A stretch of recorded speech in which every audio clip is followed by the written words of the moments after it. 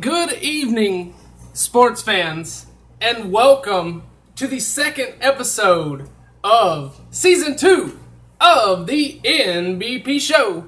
As always, I'm your host, Daltmick, bringing you another exciting week of NBP action. Now, since you guys will mention it, this week's shirt is brought to you by your local thrift store. Really neat things at the local thrift store. If you haven't been, a great place to check it out. But we will start off the show with our new lighting here, courtesy of my girlfriend allowing me to borrow that. But we'll start off in the AFC, and we're going to start off with the Deep Dark Division.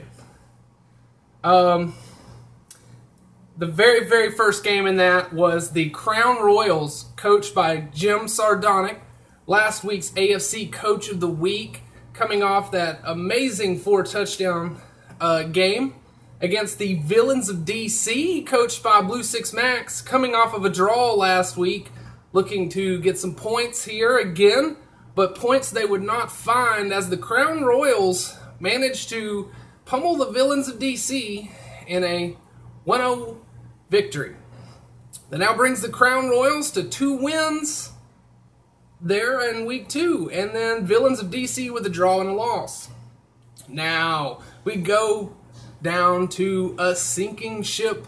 Coach Bortbot drew last week up against Joe's Imaginations, and that's KO Joe, and the Goblin team went up against this Skaven team, and you would think that would be a high-scoring game after Joe's Imagination scored 2 touchdowns last week, but they managed to goose egg this week, and Bort's team puts up 2 touchdowns. So a 2-0 victory for Sinking Ship, bringing their record to 1-1. No losses for them, and KO Joe's record down to 2 losses. So that'll move us on down to Saltworks.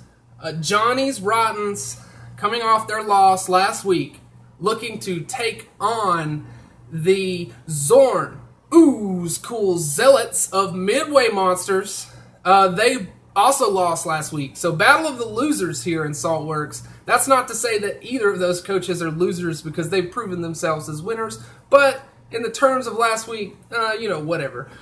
But the Rottens would continue to get rotten luck in their game as the Zealots managed to score 1 touchdown and notch a win up in their column. So 1 win, no draw, and a loss there for Midway, and 2 losses for Johnny.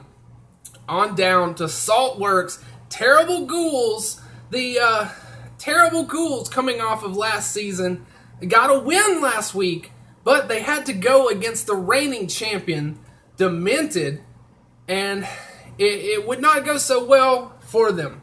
Although a 1-0 loss means you were very close there. So the Cannibal Corps managing to notch another win in their belt, be 2-0 this week. Terrible Ghouls go to 1 win and 1 loss. Now, I did not forget about Tar and Feather Division. I just went alphabetically, and I'm saving the best for last. But I'm not the best this week. The Badass Women's Association, and yours truly, taking on Chaotic. Rebel Knight faced Shushnik last week and took a pounding. Several players pulled off the pitch, I believe even a death or 2 in that game. And so he was looking to regain some composure there, and that he did as he notched up a draw against the Badass Women's Association. So my chance at an all-draw season is still alive, as I go up to 2 draws, and Chaotic, and Rebel Knight go up to 1 draw and a loss. Now, saving the best game of the week for AFC here, as Night of the Living Dread, Coach Shushnik, coming off that amazing, outstanding win last week in the NFC or AFC side of things here. And then he takes on the Kitchen Raiders of Coach DK, who I faced last week. He put up a draw in that game. They went head-to-head. Shushnik received, and a wizard changed the game very quickly as the undead looked to be pretty fast down the pitch there.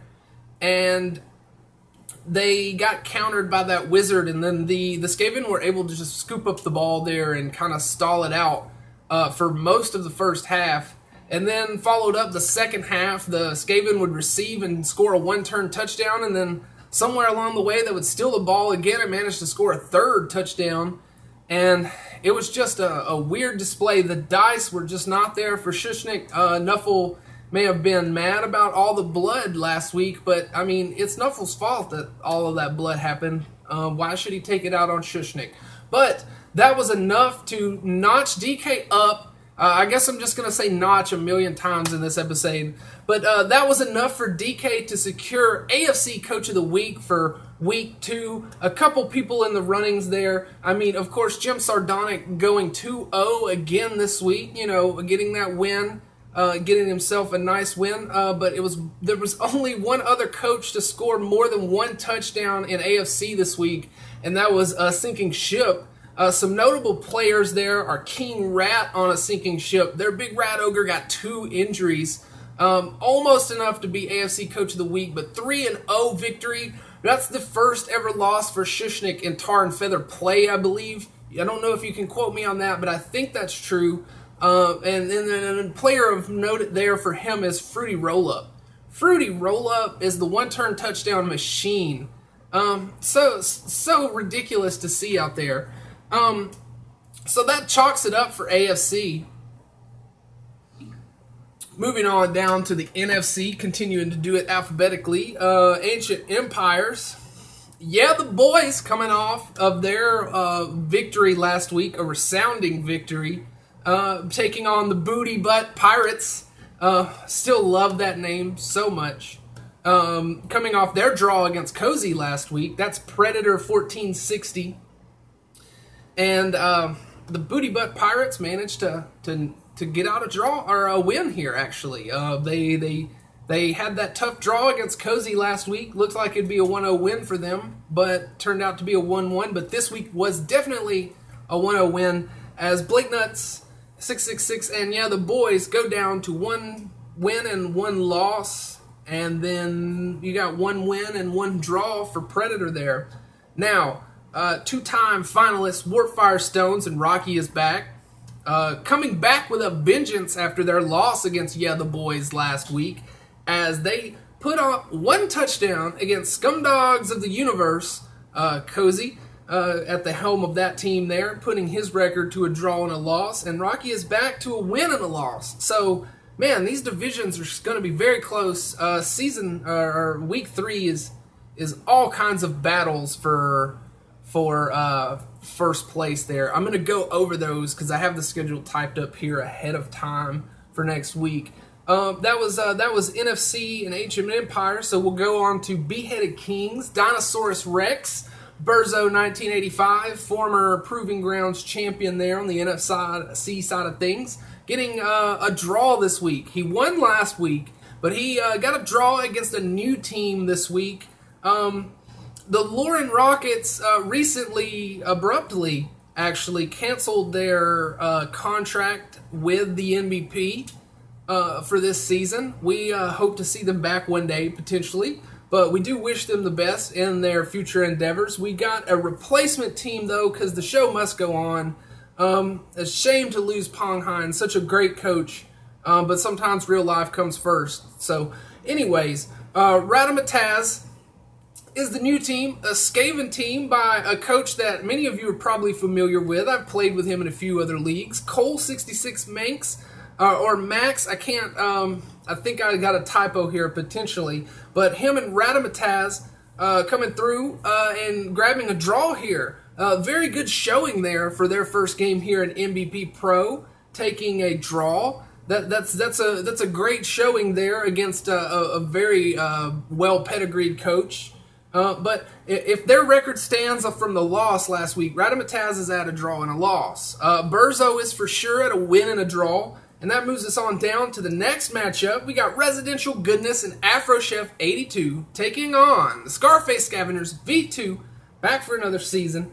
They actually lost last week. Looked to be pretty mad. compared to Afro with his win. And in a shocking display, Afro goes down 0-2 to the Scarface Scavengers, bringing his record to a win and a loss, as well as the Legend T getting a win and a loss on his record. So a 2-0 victory there. Beheaded Kings is going to be kind of close there coming on down the stretch. It's going to be neck and neck here in week 3 for these interdivisional plays. Now we go to Old World. We got Boom Shake the Room, Wheelie 365, and his Orc Squad coming off their bashing victory last week against the Fun Guys. They take on the Grim Ripping Institute.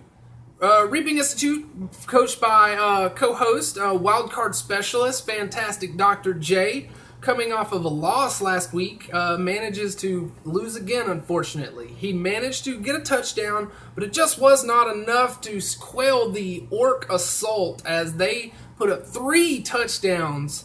3 touchdowns, ladies and gentlemen. Wheelie 365, the Orc machine running on all cylinders in week 2. Let's hope they can ride that head of steam, because they have another bit of momentum here, and that is the fact that they are the NFC Coach of the Week. Prime Sinister, not the coach, the player on Boom Shake the Room, was a menace to society in this week's gameplay. I believe he had 2 or 3 injuries, 5 total SPP, I think, and that wasn't an MVP. Just mental. I'm astounded by the size of this lad. Absolute unit. And that nets him the curse, so to speak, of that. You could phrase it however you want. Yeah, the boys had it last week and then lost this week, but Crown Royals had it last week and won this week. So maybe it's 50-50. Maybe it's a 50-50 curse. Maybe you don't get to draw. Maybe you only win or lose. So some people have said, I'm not calling it a curse. I don't believe in the hokey curses, but some folks have said that this is a curse. No, neither confirming nor denying. Anyway, Rainforest Queens had a win last week and would do the same this week against the Fun Guys. Another 2-0 showing, which Jonah 2005 UK up tied for first place. Rainforest Queens and Boom Shake the Room both have 2 wins and are going against each other in week 3 to decide first place for interdivisional play. Prime Sinister, the coach, not the player, coaches the Fun Guys, lost last week against Boom Shake the Room, and lost this week again against the Rainforest Queens. He takes on Grim Ripping Institute next week. 2 teams that have both lost there. So it's going to be a battle of the 2 lost teams, seeing who can climb out of the bottom of Old World. Still anybody's game. You're not completely eliminated with 2 losses. You could lose these first 2 games and then win every single game of the season and still make the playoffs. And I think you could potentially lose 3 games. I would not bank on it, but 2 seems to be the number in the past that if you can keep it 2 or less on those losses, you tend to make it into the playoffs. Barring wild card craziness and all of that. But that's kind of a landscape of the land there. Another player to look out for is Sir Vilebull from Legend T969, one of his Bull Centaurs on the Scarface Scavenger, another absolute unit, doing damage out there in their 2-0 victory. It was almost enough, just almost enough to win that NFC Player of the Week, but 3 touchdowns. Again, not many people scoring more than 1 touchdown in the NFC side of things. So I have to give the Player of the Week or Coach of the Week to both of the coaches that scored 3 touchdowns. That's just the way I felt about it. So that's my explanation behind the awards this week. We got some matchups here that are ridiculous for week 3. Tar and Feather Division is anybody's. Not of the Living Dread have a win. Bawa have two draws, 2 points. Kitchen Raiders have 3 points, and then Chaotic has a point. Week 3 is going to be madness there, and also here in Deep Dark as Crown Royals go against Sinking Ship here. 2 wins, win and a draw, respectively. they will square off for first place there as well. Villains of DC could potentially get a first place bid there. Potentially, I don't think so though, just because of the loss. I think the loss is the key factor in getting first this time around for the interdivisionals. Now, Cannibal Corpse, on the other hand, pretty much have Saltworks wrapped up if they grab a win here. Johnny could upset. That has been known in the past. Johnny has pulled many upsets here in Blood Bowl and NBP, so we could see something ridiculous such as that. Saltworks is kind of up in the division, but the odds are very much in the three-time champion's favor. Ancient Empires on the NFC side of things. Yeah, the boys taking on Scumdogs of the Universe. This one is pretty much anybody's too. Some ridiculousness could happen, but the main game here in Ancient Empires to look out for is Warp Firestones taking on the Booty Butt Pirates. Rocky is back and Predator going head-to-head, and one would presume the winner of that would take first place, but once again, anything can happen in NBP. Now, since I've covered everything else but Beheaded Kings and Old World, might as well get to that. Dinosaurus Rex goes against Residential Goodness and Afro Chef. Burzo and Afro potentially going for first place there as well. Pretty much any team in this division that has a win has a chance at first place. All kinds of madness could even happen that results in I think these teams having like 1-1-1 records. I think that's possible that all four teams could do that. Maybe not, but the way it looks very, very close to being able to happen.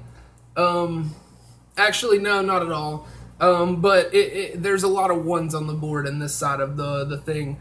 Now we go to Old World. Boom Shake the Room 2-0. Again, I've mentioned this one against Rainforest Queens 2-0. Battle for first place there for sure going on into the interdivisionals. And I mentioned the Grim Reaping Institute. So that pretty much rounds everything up, guys.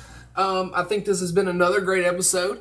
Thanks for tuning in. Let me know what you thought about in the comments. If you haven't already subscribed to both me and the NBP channel, please do so. It really helps us both out, you know, trying to get some exposure out there for the league. It can kind of really help us. Also, Stymie has been streaming a lot of games. Check out his YouTube channel, which is the NBP channel, but his Twitch channel as well. He's trying to get some followers over there. Give him a follow, as well as me. Give me a follow on Twitch if you haven't already.